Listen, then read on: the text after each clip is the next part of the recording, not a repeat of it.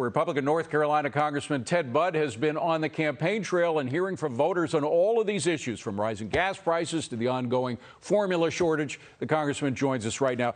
Congressman, I don't know if you heard the comments by our crack transportation secretary Buttigieg about baby formula, but he's putting all the blame on this one company, Abbott Nutrition, while they say that that charge is not fair. And the Wall Street Journal says what's causing the baby formula shortage are tariffs, government labeling rules, and state welfare monopolies playing major roles. Who are you going to believe, the Wall Street Journal or Mr. Buttigieg? I think over time we've known to trust not the Biden administration and his appointees, but definitely the Wall Street Journal. So what we're seeing is intense regulation that has accumulated over the years, which has forced consolidation. It's prevented expansion of different companies. It's prevented risk-taking. And when there's a shutdown or there's a problem in the supply chain, oftentimes it ripples down. It creates a panic buying. Yes, there's shortages, which tends to get worse because it becomes a self-fulfilling prophecy. When parents are very concerned of young children and they hear about these shortages, well, they go out and they try even harder. They drive even further, as we're hearing, to buy baby formula. I'm out all around North Carolina. We just finished all 100 counties last week. Wow. And boy, was it a great education. And talking to so many young families that are looking for baby formula, that are trying to put gas in their car. They're trying to afford life. And what we're seeing right now is, and I just listened to the farmers just a few minutes ago. I know a lot of those farmers that you had on your show, the price of the inputs, and we think things are expensive now. If Joe Biden's policies continue, it's going to be even worse in the fall after harvest time, because the input prices are so high that they're going to have to raise prices in order to stay afloat. And that goes right to the consumer's pocketbooks. Congressman, I'm sure that voters are asking you what your solutions are. I mean, President Biden says, yes, we have problems. Things haven't been working out. Of course, they put the blame on others usually, but they say Republicans have zero ideas of how to solve all this, to which you say what?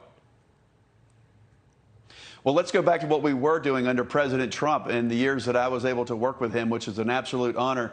The lowest quartile of earners was the fastest growing wage sector.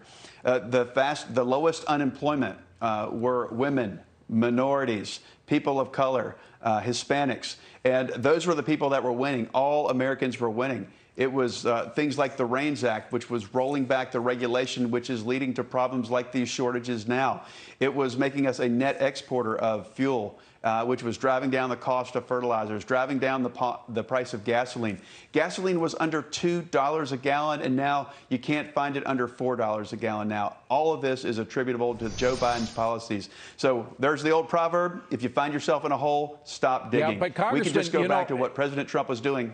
The problem is that one thing that he was doing, which you mentioned, we're cutting regulations, cutting the red tape, and that allowed companies to produce more. It allowed us to become energy independent. But that's in control of President Biden. That's in the executive office. I mean, even if you win spectacularly well in the midterms, you still have the executive office held by a guy who's using regulations to clog up the energy sector tremendously, because he says he's out to kill fossil fuels. Well, one of the underlying challenges there sounds like a constitutional problem, and that is we need less power in the president's administration and more under the House and the Senate. We need to re-strengthen Article 1 and reduce power under Article 2 in the Constitution, and that allows elected officials that are distributed all around our great country in 435 districts, which we think is going to be in the majority next year. We need them to make more decisions, hold back on the regulations, and stabilize our economy so that companies can make investments without these regulatory undulations they've seen over the last several decades. So let me just stop you there. You think that the victory of the Republicans in the midterms may be substantial enough so you could apply these new regulatory handcuffs, if you will, on the executive office with a veto-proof majority. Do you think that's possible? I think what we can do is stop a lot of the bad ideas. I'm on financial services right now. Unfortunately, my chairwoman is Maxine Waters. So what we do as Republicans, unfortunately in the minority, is we stop the left. I have 3 out of 4 of the squad on the Financial Services Committee. We are stopping bad ideas by highlighting just how harmful they are to the American consumer. Expect that we can do that in the House and the Senate. And then in 2024, we have to win a Republican presidency. And in that way, we can use the administration to begin handing off powers back to Congress, the House and the Senate, re-strengthening Article 1 in the Constitution. Now, a final question. We have seen Democrats push back over the past couple of weeks, not only in Congress, but also in the media, et cetera, against some of these policies that come from the White House. The White House is stubbornly committed to those policies, as we saw last week with new regulations on fossil fuel production. But do you think that you could find allies among Democrats that would support your moves to pull back on the regulatory power of the executive?